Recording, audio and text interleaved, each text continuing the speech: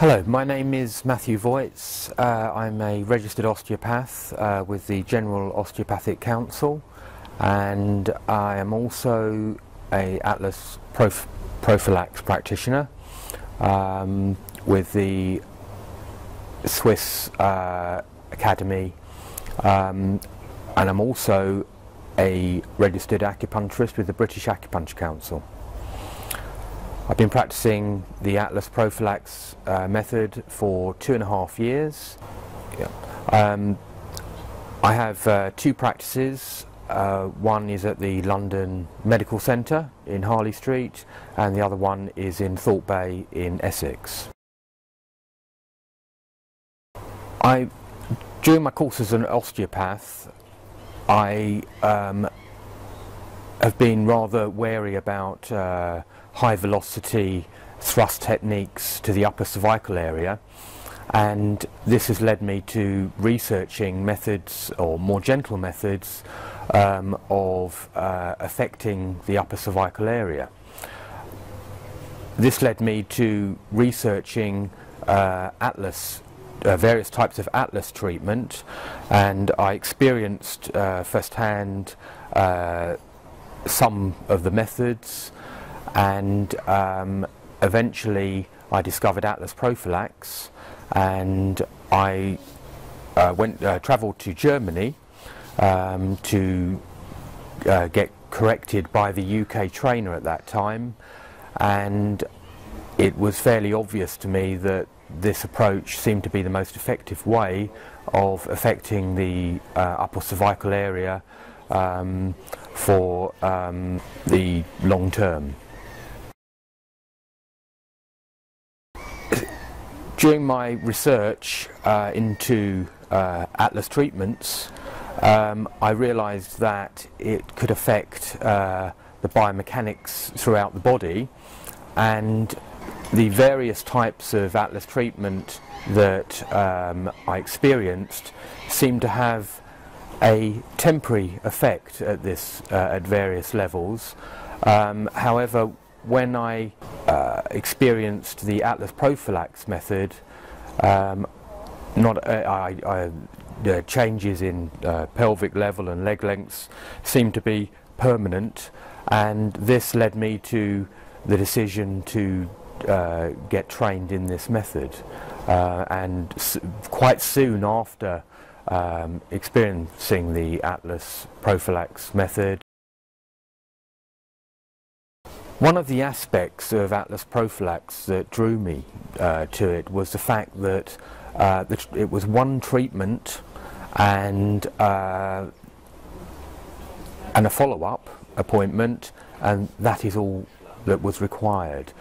Interestingly, if we look at osteopathic philosophy, one of the principles is find it, fix it, leave it alone, and the AtlasPROfilax method seems to be the epitome of this philosophy.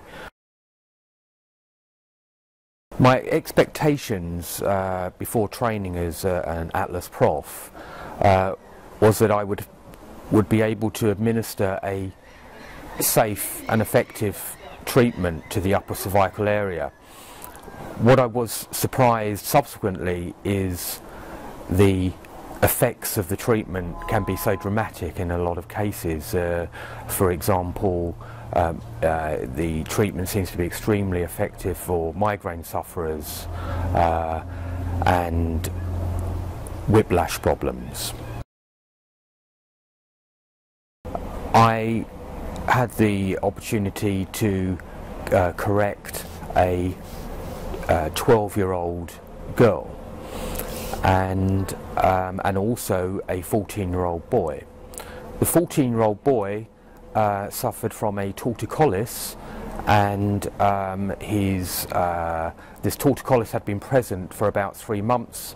He had been hospitalised, and the NHS had actually told the mother of the boy that he would be in this situation permanently. I corrected the boy, and within a few moments his neck problem had totally resolved. This experience to me justified my training immediately. The 12-year-old girl came to see me. Her mother brought her to me. She suffered from migraine. She had told her mother on a number of occasions that she'd wanted to commit suicide, which is very unusual for a young girl.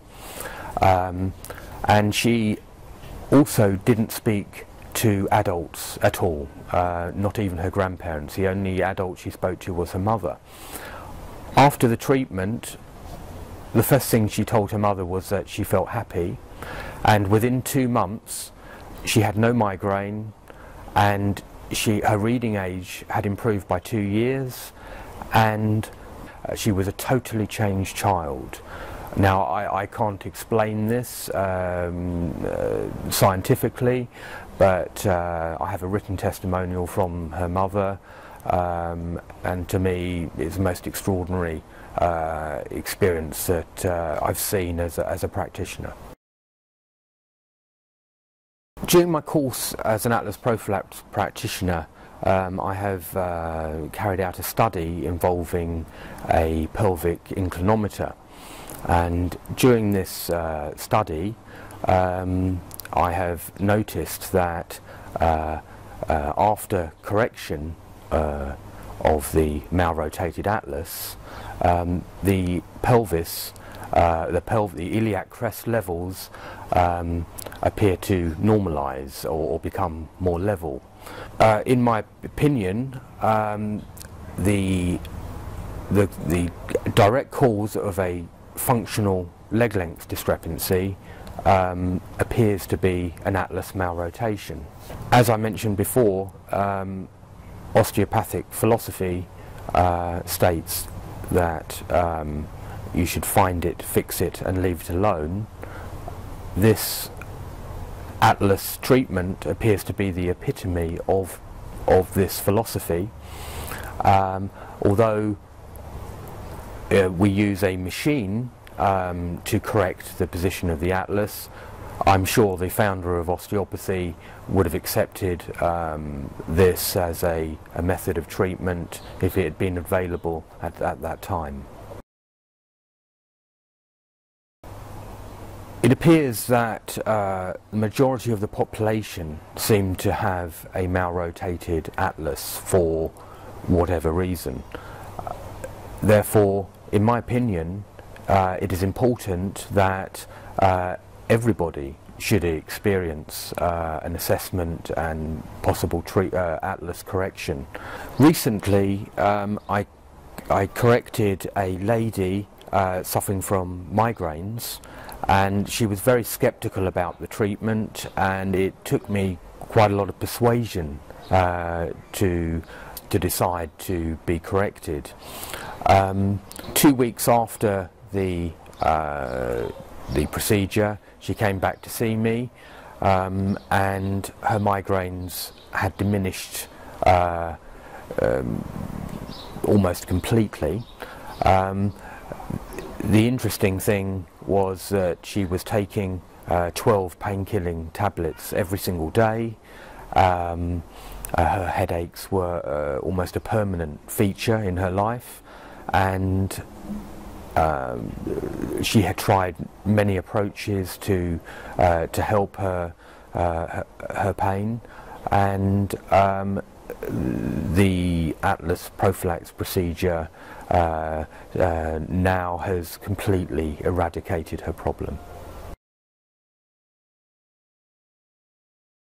Presently, the AtlasPROfilax method relies on leg lengths to decide and evaluate outcomes from the treatment.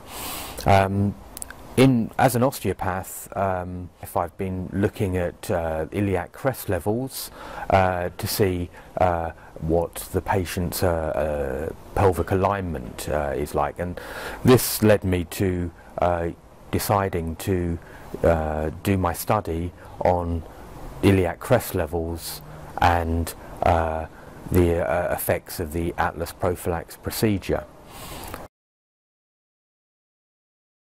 Yeah, so the main objectives of my study were to see how the iliac crest frontal plane levels were affected by the AtlasPROfilax procedure, but also to propose an additional indicator to assessing and monitoring the results of the AtlasPROfilax procedure. Interestingly, the results of my study seem to reflect a radiological study or MRI study that has been carried out in a German university, and the results are that 75% of people appear to have a high iliac crest on the right side and a short left leg, and about 23% have a high iliac crest on the left side and a short right leg. The radiological study shows a similar result in respect to the way the atlas is malrotated. The radiological study shows that the malrotation of the atlas, the rotation is to the right in about 75%, and the malrotation is to the left in about 25%. So interestingly, the results of my study do seem to reflect a similar outcome.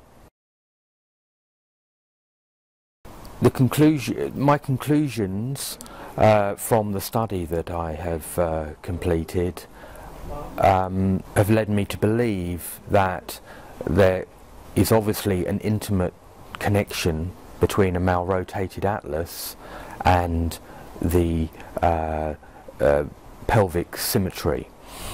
I speculate that through research that other people have done, that there probably is a connection, a dural connection, or the dura mater may play a role in this, and the AtlasPROfilax method is obviously working in the suboccipital area, and particularly the posterior